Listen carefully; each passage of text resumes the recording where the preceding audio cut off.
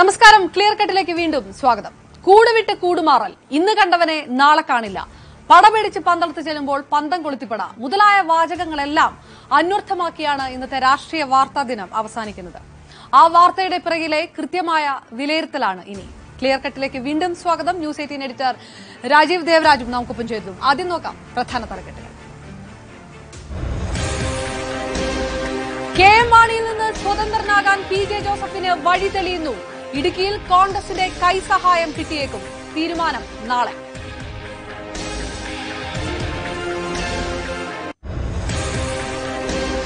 Solar case വീണ്ടും recharge ചെയ്ത് സംസ്ഥാന സർക്കാർ. കോൺഗ്രസ് സ്ഥാനാർത്ഥികളാകാൻ സാധ്യതയുള്ള 3 പേർക്കെതിരെ കേസ്.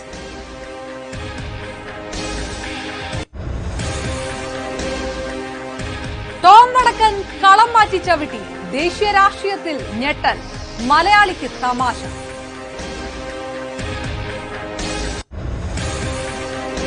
ബംഗാളിൽ കൈകൊടുക്കും, കേരളത്തിൽ കൈ ഞെരിക്കും. അക്രമ രാഷ്ട്രീയത്തിൽ സിപിഎമ്മിനെ കടന്നാക്രമിച്ചു രാഹുൽ.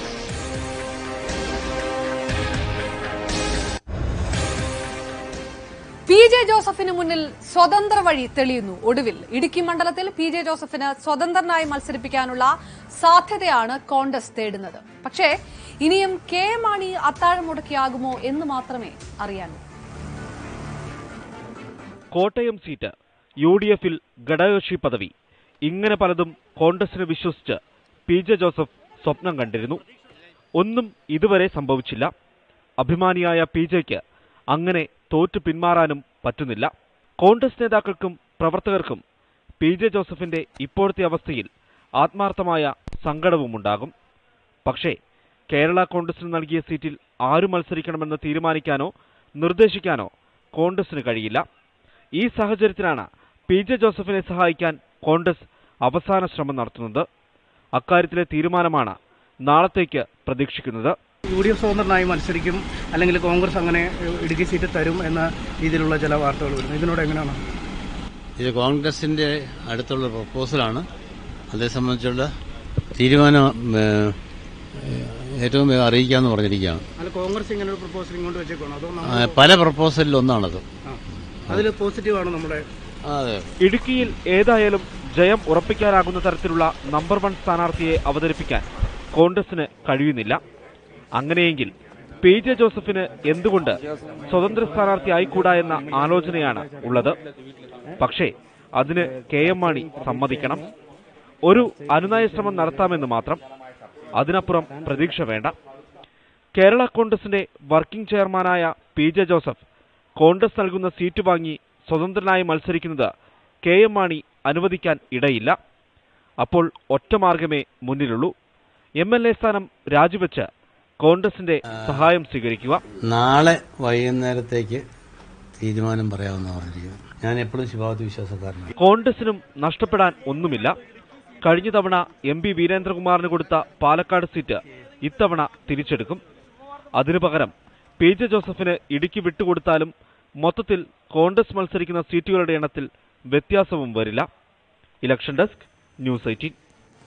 എഡിറ്റർ രാജീവ് ദേവരാജ് നമുക്കൊപ്പം ചേരുന്നു. രാജീവ്, ന്യൂസ് 18 പുറത്തുവിട്ട വാർത്തയാണ്. ജോസഫ് തന്നെ അത് സ്ഥിരീകരിക്കുകയും ചെയ്തിരിക്കുന്നു. പക്ഷേ കഴിഞ്ഞ കുറെ ദിവസങ്ങളായി തുടരുന്ന ഒരു വലിയ തർക്കത്തിനുള്ള ഒരു ഫോർമുല ഒറ്റയടിക്ക് കേൾക്കുമ്പോൾ സങ്കീർണമാണെന്നാണ് തോന്നുന്നത്. എത്രത്തോളം പ്രായോഗികമാണ് ഒരേ പാർട്ടിയിൽ കേരള കോൺഗ്രസ് എമ്മിൽ തന്നെ നിന്നുകൊണ്ട് UDF സ്വതന്ത്രനായി ജോസഫിനെ മത്സരിപ്പിക്കാൻ, ഇടുക്കിയിൽ മത്സരിപ്പിക്കാനുള്ള ആ ഒരു ഫോർമുല? അപർണ, ഇത് കേൾക്കുമ്പോൾ വളരെ സങ്കീർണമായ ഒരു പ്രശ്നമായിട്ട് തന്നെയാണ് തോന്നുന്നത്. എങ്ങനെ സാധ്യമാകും എന്നുള്ളത്. പക്ഷേ അത്ര സങ്കീർണമായ പ്രശ്നം പരിഹരിച്ചുകൊണ്ടാണെങ്കിൽ പോലും ഈ ഒരു കാര്യത്തിൽ ഒരു സമവായം തേടണം, ഒരു തീരുമാനം ഉണ്ടാക്കണം എന്നുള്ളത് കോൺഗ്രസിന്റെ വലിയൊരു അത്യാവശ്യമായി മാറിയിരിക്കുകയാണ്. ഇതല്ലാതെ കോൺഗ്രസിന് മുന്നിൽ മറ്റു വഴികളില്ല.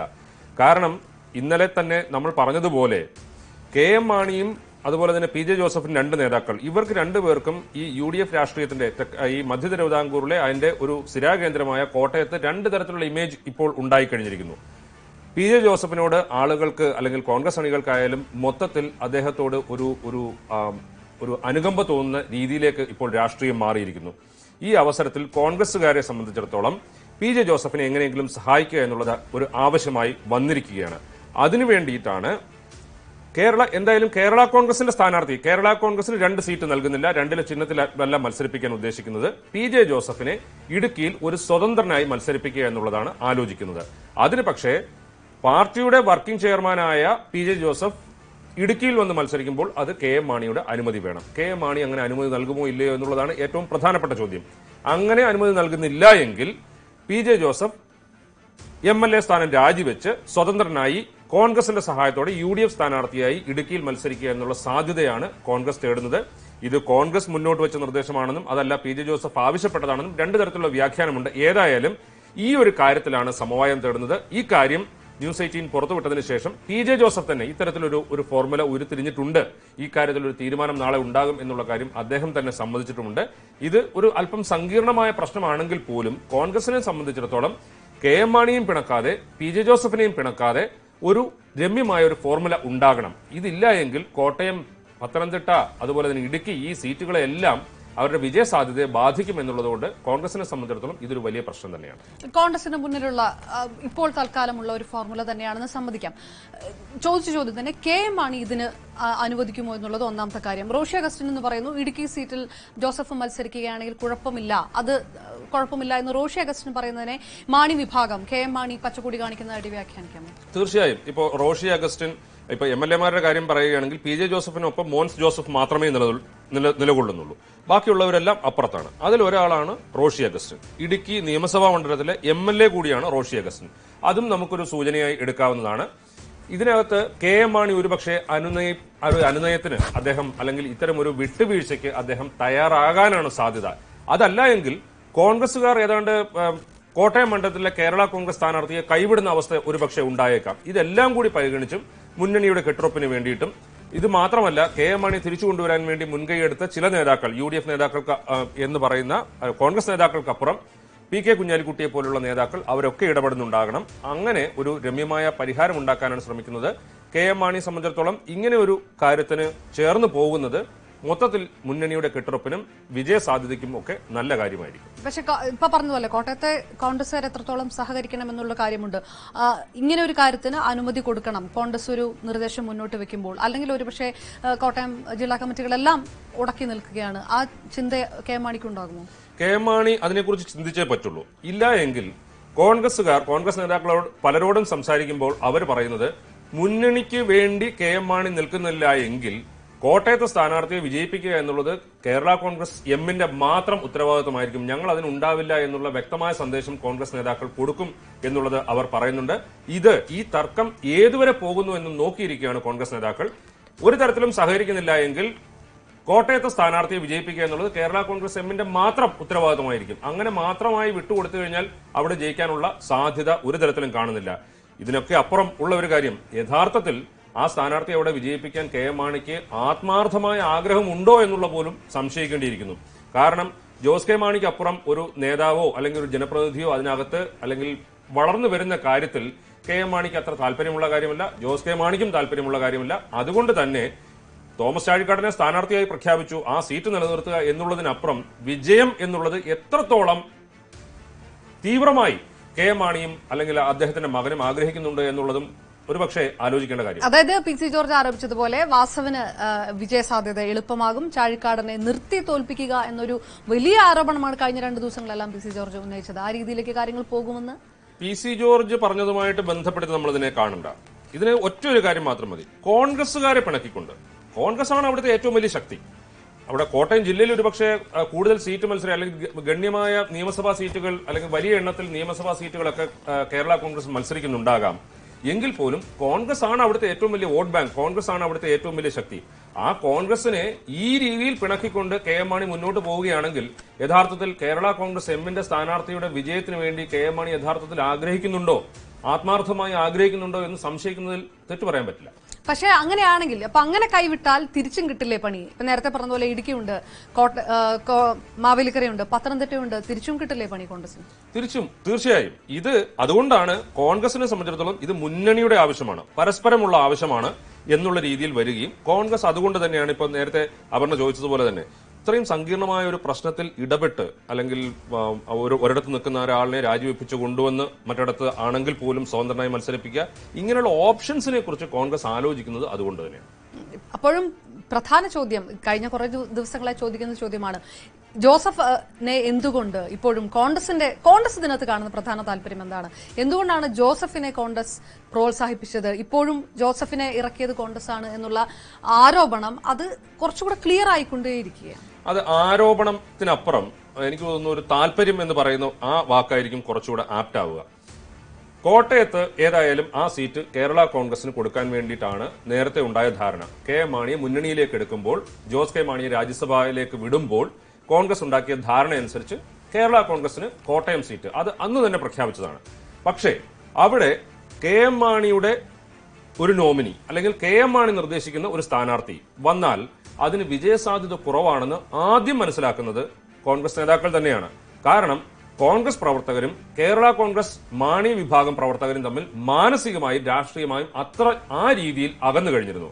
അതുകൊണ്ട് തന്നെ കോൺഗ്രസിന്റെ താല്പര്യം പി ജെ ജോസഫിനൊപ്പം നിൽക്കുന്നവരോ ആരെങ്കിലും മത്സരിക്കുക എന്നുള്ളതായിരുന്നു കോൺഗ്രസിന്റെ താല്പര്യം. കോൺഗ്രസിന്റെ ആ താല്പര്യത്തിന് പിന്നിൽ ഒറ്റ ഒരു ലക്ഷ്യം മാത്രമേ ഉള്ളൂ, ആ സീറ്റ് ജയിക്കുക എന്നുള്ളത്.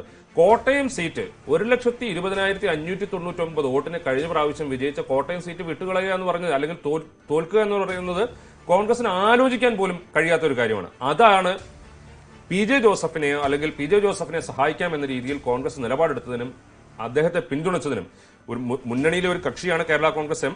അതിനകത്ത് പരിമിതികളൊക്കെ മറികടന്നുകൊണ്ട് ഈ രീതിയിൽ പി ജെ ജോസഫിനെ സഹായിച്ചതിനോ അല്ലെങ്കിൽ പി ജെ ജോസഫിന് ചില വാഗ്ദാനങ്ങൾ കൊടുത്തതിനോ അദ്ദേഹത്തെ സഹായിക്കാമെന്ന് പറഞ്ഞതിനോ പിന്നിലുള്ള കോൺഗ്രസിന്റെ താല്പര്യം അത് മാത്രമായിരുന്നു. രാഷ്ട്രീയത്തിൽ ഔചിത്യവും അനൌചിത്യവുമില്ല എന്ന് പറയപ്പെടുന്നു. എങ്കിൽ പോലും ഇതിനകത്ത് ഒരു അനൌചിത്യമുണ്ടെന്ന് ഒരു ഭാഗത്തു നിന്ന് ആരോപണം ഉയരാനുള്ള സാധ്യതയില്ലേ? ഇതെല്ലാം നടപ്പിലായാൽ മാണി പച്ചക്കൊടി കാണിക്കുകയാണെങ്കിൽ തന്നെ കേരള കോൺഗ്രസ് എമ്മിനകത്ത് നിന്നുകൊണ്ട് UDF സ്വതന്ത്രനായി ജോസഫ് മത്സരിക്കുകയാണെങ്കിൽ ഇതിലെ അനൌചിത്യം ചൂണ്ടിക്കാണിച്ച് അത് പ്രചാരണത്തിന് ഉപയോഗിക്കാനായിരിക്കില്ല ഇടതും NDAയും ശ്രമിക്കും. ഇടതുമുന്നണി അങ്ങനൊരു അനൌചിത്യം ചൂണ്ടിക്കാണിക്കാനുള്ള ഒരു അവസരം ഇതിനകത്ത് ഉണ്ടെന്ന് തോന്നുന്നില്ല. അതിനപ്പുറം കോൺഗ്രസിന് മറ്റൊരു ഒരു പരിമിതി കൂടിയുണ്ട്. ഇടുക്കിയിൽ കഴിഞ്ഞ പ്രാവശ്യം ഡീൻ കുര്യാക്കോസാണ് മത്സരിച്ചത്. ഇത്തവണ ഉമ്മൻചാണ്ടിയുടെ പേര് പറഞ്ഞു കേട്ടു. ഉമ്മൻചാണ്ടി മത്സരിക്കുകയാണെങ്കിൽ ഇടുക്കിയിൽ അവർക്ക് കോൺഗ്രസിന് വലിയ വിജയസാധ്യതയുണ്ട്. ഇപ്പോഴും കസ്തൂരിരംഗൻ കമ്മീഷൻ അതുമായിട്ട് ബന്ധപ്പെട്ട കാര്യങ്ങൾ അത്ര സജീവമല്ല എങ്കിലും ഹൈറേഞ്ച് സംരക്ഷണ സമിതി പോലുള്ള സംഘടനകളൊക്കെ ഇപ്പോഴും സജീവമാണ്. ജോയ്സ് ജോർജ് അവിടെ മണ്ഡലത്തിൽ ഒരു ജനങ്ങളുമായിട്ട് ബന്ധമുണ്ടാക്കുകയും ഒക്കെ ചെയ്ത് അദ്ദേഹത്തിന് ആ ഒരു 5 വർഷത്തെ പ്രവർത്തനം അദ്ദേഹത്തിന് നൽകുന്ന ആത്മവിശ്വാസമുണ്ട്. ഇതിനെയൊക്കെ മറികടക്കാൻ കഴിയുന്ന രീതിയിലുള്ള ഒരു സ്ഥാനാർത്ഥിയെ കോൺഗ്രസിന് ഉറപ്പായിട്ടുള്ള ഇപ്പൊ പി ടി തോമസ് അവിടെ വീണ്ടും മത്സരിക്കാൻ വരുന്ന ഒരു സാഹചര്യം ഇപ്പോഴില്ല. അല്ലെങ്കിൽ ഉമ്മൻചാണ്ടി മത്സരിക്കുക. ഈ പേരുകളൊക്കെ കഴിഞ്ഞാൽ കോൺഗ്രസിന് വിജയം ഉറപ്പിക്കാൻ കഴിയുന്ന രീതിയിലുള്ള ഒരു സ്ഥാനാർത്ഥി അവർക്ക് ഇപ്പോൾ കണ്ടെത്താൻ കഴിയുന്നില്ല. അങ്ങനെയുള്ള സാഹചര്യത്തിൽ കൂടി നോക്കുമ്പോൾ പി ജെ ജോസഫിനെ അവിടെ മത്സരിപ്പിക്കുകയാണ് എങ്കിൽ മുന്നണിയിലെ പ്രശ്നവും പരിഹരിക്കും, അല്ലെങ്കിൽ പി ജെ ജോസഫിന്റെ പരാതിയും തീരും, കോൺഗ്രസിന്റെ പരിമിതികൾ മറികടക്കാനും കഴിയും എന്നുള്ള ഒരു സാധ്യത കൂടി കോൺഗ്രസ് ഇതിനകത്ത് കാണുന്നുണ്ടാകും. ശരി, അപ്പോൾ ഇടുക്കിയിൽ ഫലത്തിൽ കോൺഗ്രസിന്റെ പോക്കറ്റിൽ നിന്ന് സീറ്റ് പോകുന്നില്ല, എന്നാൽ സീറ്റ് പോകുന്നുണ്ട്. ഇങ്ങനെയുള്ള ഒരു അവസ്ഥയിൽ നിൽക്കുന്നതിനിടയിലാണ് മറ്റൊരു വാർത്ത വരുന്നത്. വടകരയിൽ KK രമയെ പിന്തുണയ്ക്കേണ്ടതില്ല എന്നുള്ള ഒരു തീരുമാനത്തിലേക്ക് കോൺഗ്രസ് കടക്കുന്നു എന്നുള്ളത് എന്തുകൊണ്ടായിരിക്കും? RMPയുടെ സ്ഥാനാർത്ഥിയായി KK രമ മത്സരിക്കുമെന്നുള്ള കാര്യം ഏതാണ്ട് ഉറപ്പാണ്. അവിടെ UDF വോട്ടുകളും ഇത് രാഷ്ട്രീയത്തിൽ 1-1 2 എന്ന് പറഞ്ഞ് കണക്ക് കൂട്ടുമ്പോൾ ഈ RMPയുടെ വോട്ട് പ്ലസ് UDF വോട്ട് എല്ലാം ചേരുമ്പോൾ വിജയിക്കാൻ കഴിയുമോ എന്ന് ചോദിച്ചു കഴിഞ്ഞാൽ വിജയിക്കാൻ കഴിയും. പക്ഷേ ഇത് രാഷ്ട്രീയമായി വടകരയിലെ ജനങ്ങൾ എങ്ങനെ കാണുന്നു എന്നുള്ളതാണ് പ്രശ്നം. കോൺഗ്രസ് അവിടെ സ്ഥാനാർത്ഥിയെ ഒഴിവാക്കി നിർത്തുകയും KK രമയെ സ്ഥാനാർത്ഥിയായി പിന്തുണയ്ക്കുകയും ചെയ്തു കഴിഞ്ഞാൽ അത് ഒരുപക്ഷെ രാഷ്ട്രീയമായി ഗുണം ചെയ്യില്ല എന്നുള്ള ഒരു തിരിച്ചറിവ് ഇപ്പോൾ കോൺഗ്രസിന് ഉണ്ടായിരിക്കുന്നു. ഇതിനപ്പുറം കോൺഗ്രസ് കാണുന്ന വലിയൊരു അപകടം കൂടിയുണ്ട്.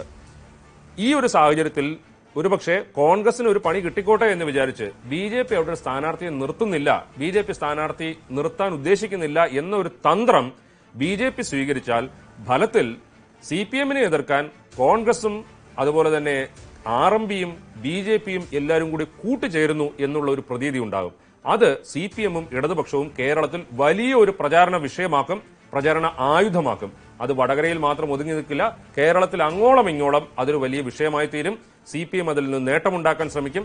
ആ ഒരു അപകട സാധ്യത കൂടി മുൻകൂട്ടി കണ്ടാണ് കോൺഗ്രസ് ഇപ്പോൾ ഇങ്ങനെ ഒരു തീരുമാനമെടുത്തത്? അതായത് കെ രമയെ പിന്തുണയ്ക്കേണ്ടതില്ല, ശക്തനാണെങ്കിലും അല്ലെങ്കിലും ഒരു സ്ഥാനാർത്ഥിയെ കോൺഗ്രസിന്റേതായി അവിടെ നിർത്തണം എന്നുള്ളത്, ശക്തനായ സ്ഥാനാർത്ഥിയെ തന്നെയാണ് അവർ തേടുന്നത്, അങ്ങനെ നിർത്തണം എന്നുള്ള ഒരു തീരുമാനത്തിലേക്ക് കോൺഗ്രസ് എത്താനുള്ള കാരണം അതാണ്. നീക്കുപോക്കുകളുടെയും രാഷ്ട്രീയ കൂട്ടുകെട്ടുകളുമെല്ലാം വാർത്തകൾ രാഷ്ട്രീയ കേരളം ഇനി കാണാനിരിക്കുന്നതേ ഉള്ളൂ. ഇപ്പോൾ ഇതാ SDPI പോപ്പുലർ ഫ്രണ്ട് നേതാക്കളുമായി മുസ്ലിം ലീഗ് രഹസ്യ ചർച്ച നടത്തിയതായുള്ള വാർത്ത വരുന്നു. PK കുഞ്ഞാലിക്കുട്ടിയും ET മുഹമ്മദ് ബഷീറുമാണ് രഹസ്യ ചർച്ച നടത്തിയത്. പോപ്പുലർ ഫ്രണ്ട് സംസ്ഥാന പ്രസിഡന്റ് നസറുദ്ദീൻ ഇളമരം, SDPI സംസ്ഥാന പ്രസിഡന്റ് അബ്ദുൽ മജീദ് ഫൈസി എന്നിവർ ചർച്ചയിൽ പങ്കെടുത്തു. കൊണ്ടോട്ടിയിലെ KTDC ഹോട്ടലിൽ ഇന്നലെ രാത്രിയായിരുന്നു ചർച്ച. വിവരങ്ങളുമായി മലപ്പുറത്ത് നിന്ന് CV അനുമോദും കോഴിക്കോട് നിന്ന് മുഹമ്മദ് ഷഹീദും ചേരുന്നു. അനുമോദ്, ചർച്ചയുടെ വിശദാംശങ്ങൾ എന്തായിരുന്നു? ആരെല്ലാമായിരുന്നു ചർച്ചയിൽ പങ്കെടുത്തത്? അപർണ, ഇപ്പോൾ KTDC റെസ്റ്റോറന്റിലെ CCTV ദൃശ്യങ്ങളാണ് പുറത്തു വന്നിരിക്കുന്നത്. ഇത് ഇന്നലെ വൈകുന്നേരം, ഇന്നലെ രാത്രി 8:35 ഈ CCTVയിൽ സമയം രേഖപ്പെടുത്തിയിരിക്കുന്നത്. PK കുഞ്ഞാലിക്കുട്ടി, ET മുഹമ്മദ് ബഷീർ എന്നിവർ റൂമിലേക്ക് നടന്നു പോകുന്നതും ഒപ്പം തന്നെ പോപ്പുലർ ഫ്രണ്ട് നേതാവും നസറുദ്ദീൻ ഇളമരം, SDPI സംസ്ഥാന പ്രസിഡന്റ് അബ്ദുൽ മജീദ് ഫൈസി എന്നിവർ ഇവരുടെ കൂടെ റൂമിലേക്ക് പോകുന്നതുമാണ് ദൃശ്യങ്ങളിലുള്ളത്. അല്പസമയത്തിന് ശേഷം ഇവർ തിരിച്ചിറങ്ങുന്നതിന്റെ ദൃശ്യങ്ങളും പുറത്തു വന്നിട്ടുണ്ട്. അതായത് ഇവർ മുറിയിലേക്ക് കയറി പോകുന്നതിന്റെയും ഇറങ്ങുന്നതിന്റെയും ദൃശ്യങ്ങളാണ് പുറത്തു വന്നിട്ടുള്ളത്. സ്വാഭാവികമായിട്ടും ഇത് രഹസ്യ ചർച്ചയ്ക്കാണെന്ന് നമുക്ക് വിലയിരുത്താൻ സാധിക്കും. കാരണം ഈ തെരഞ്ഞെടുപ്പിൽ ഇതുവരേക്കും SDPI മലപ്പുറം മണ്ഡലത്തിൽ സ്ഥാനാർത്ഥിയെ പ്രഖ്യാപിച്ചിട്ടില്ല. പൊന്നാനിയിൽ സ്ഥാനാർത്ഥിയെ പ്രഖ്യാപിച്ചിട്ടുണ്ടെങ്കിലും വലിയ തോതിലുള്ള പ്രചരണങ്ങളോ സജീവമായിട്ടുള്ള പ്രവർത്തനങ്ങളോ തുടങ്ങിയിട്ടില്ല. ഈ ഒരു ഘട്ടത്തിലാണ് ഈ മുസ്ലിം ലീഗ് നേതാക്കളും SDPI നേതാക്കളും തമ്മിലുള്ള കൂടിക്കാഴ്ചയുടെ ഇപ്പോൾ ദൃശ്യങ്ങൾ പുറത്തു വന്നിരിക്കുന്നത്. എന്നാൽ ലീഗ് നേതാക്കൾ ഇതേക്കുറിച്ച് ഇപ്പോൾ നമ്മൾ പ്രതികരിക്കാൻ ഇതുവരെ തയ്യാറായിട്ടില്ല. അനുമോദ് വിശദാംശങ്ങൾ നൽകുമ്പോൾ കോഴിക്കോട് നിന്ന് മുഹമ്മദ് ഷഹീദ് നമുക്ക് ചേരുന്നു. ഷഹീദ്, SDPI നേതാക്കൾ ഈ വാർത്ത സ്ഥിരീകരിച്ചതായിട്ടുള്ള വിവരങ്ങളും വരുന്നു. അതിന്റെ വിശദാംശങ്ങൾ എന്താണ്? ഇത് മലബാർ രാഷ്ട്രീയത്തിൽ പുതിയ അടിയൊഴുക്കുകൾ അല്ലെങ്കിൽ തെരഞ്ഞെടുപ്പിൽ ഇനി ഉണ്ടാക്കാൻ പോകുന്ന സമവാക്യങ്ങൾ ഒരു ചെറിയ വിശകലനത്തിലേക്ക് കൂടി.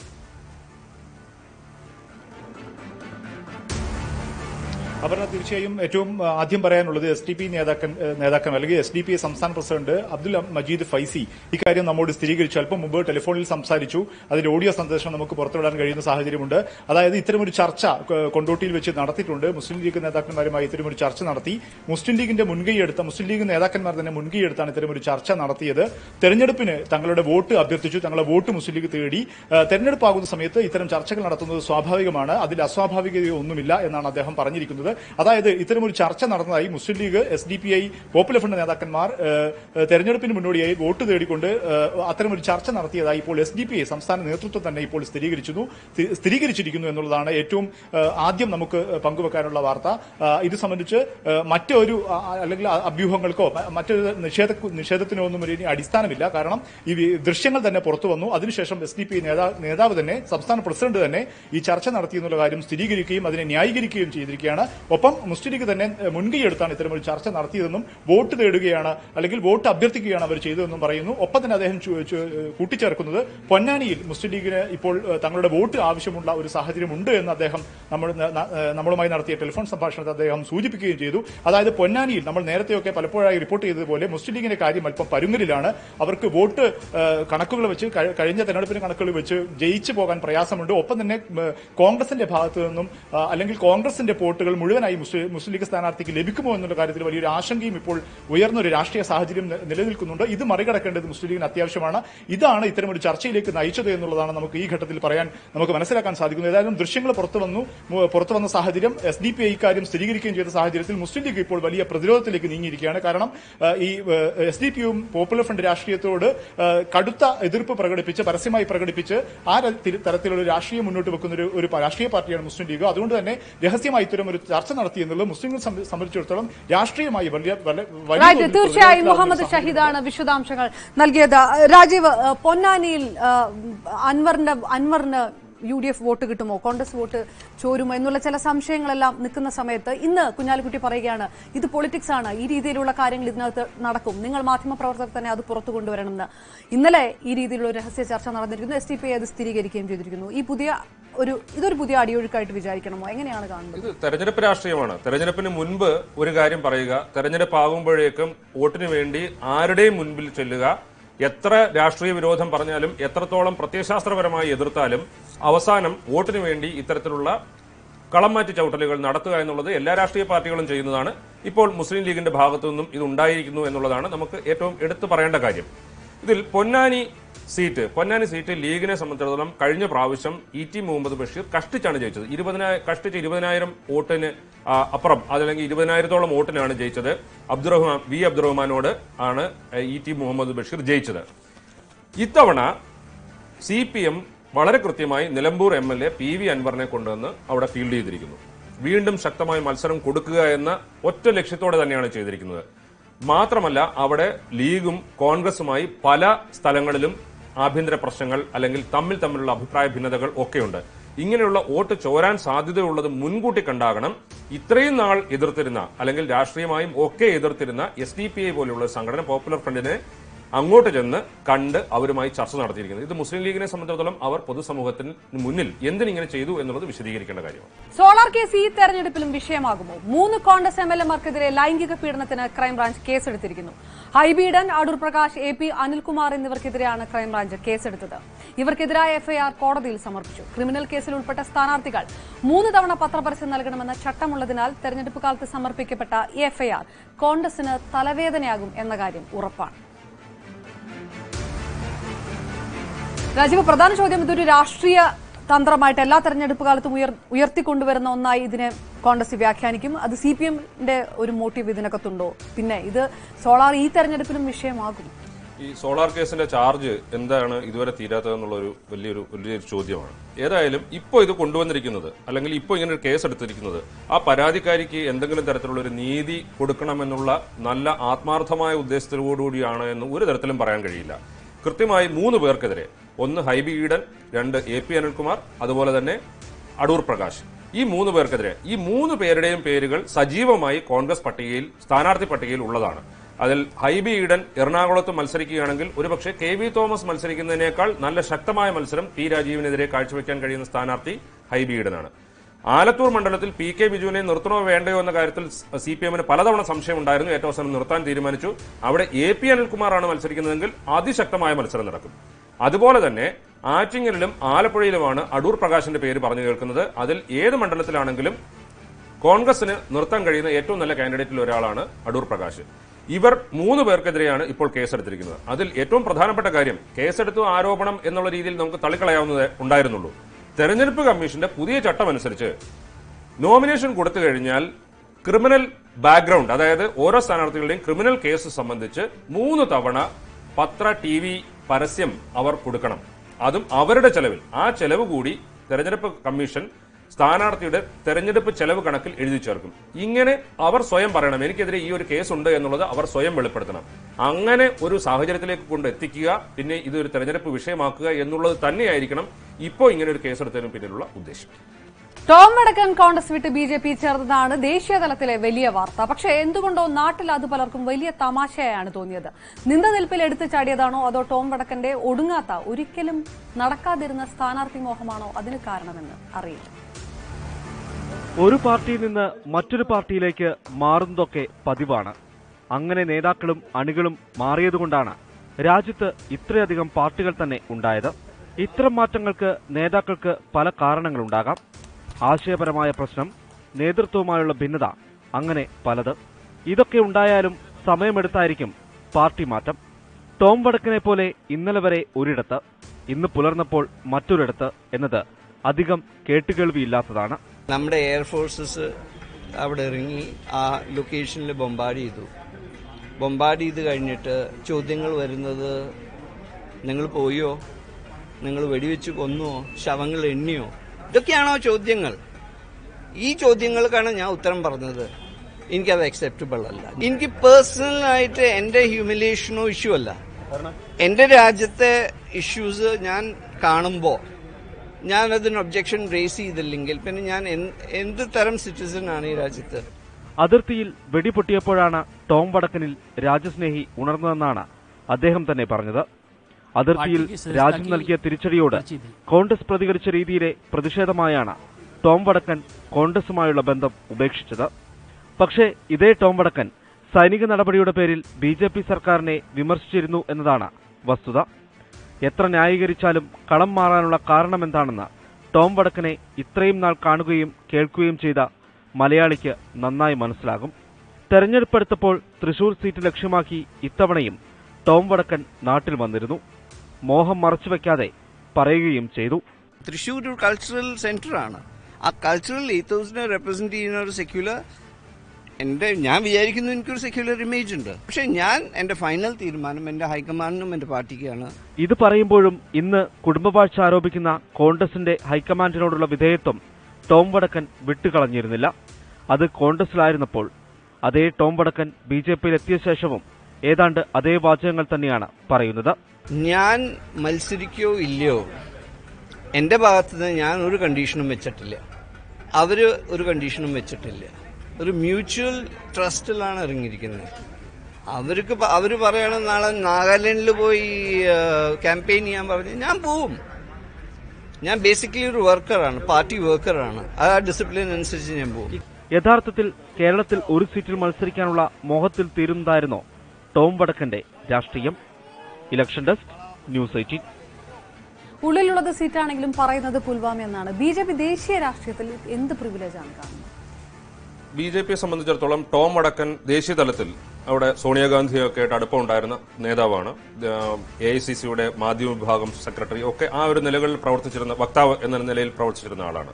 അപ്പോൾ അതേപോലെ ഒരു നേതാവ് ഇങ്ങനെ പെട്ടെന്ന് വരുമ്പോൾ അതും ഈ ഒരു പ്രശ്നം, രാജ്യസ്നേഹം എന്ന് പറയുന്ന പ്രശ്നം, അതിർത്തിയിൽ ഉണ്ടായ സംഘർഷത്തിൽ കോൺഗ്രസ് എടുത്ത നിലപാടിനെ വിമർശിച്ചുകൊണ്ടാണ് വരുന്നത്. അപ്പോൾ സ്വാഭാവികമായിട്ടും BJPക്ക് ആ ഒരു പ്രശ്നത്തെ ഹൈലൈറ്റ് ചെയ്ത് നിർത്തുന്നതിന് കോൺഗ്രസിൽ നിന്ന് ഒരാളിനെ കിട്ടിയിരിക്കുന്നു എന്നുള്ളതാണ് BJP കാണുന്ന ഏറ്റവും വലിയ കാര്യം. അതല്ലാതെ ഇപ്പൊ കേരളത്തിൽ കൊണ്ടുവന്ന് ടോം വടക്കനെ പോലെ ഒരാളിനെ മത്സരിപ്പിച്ച് ഏതെങ്കിലും സീറ്റ് ജയിപ്പിക്കാമെന്നൊന്നും ഒരു വ്യാമോഹവും BJPക്ക് ഉണ്ടാവില്ല.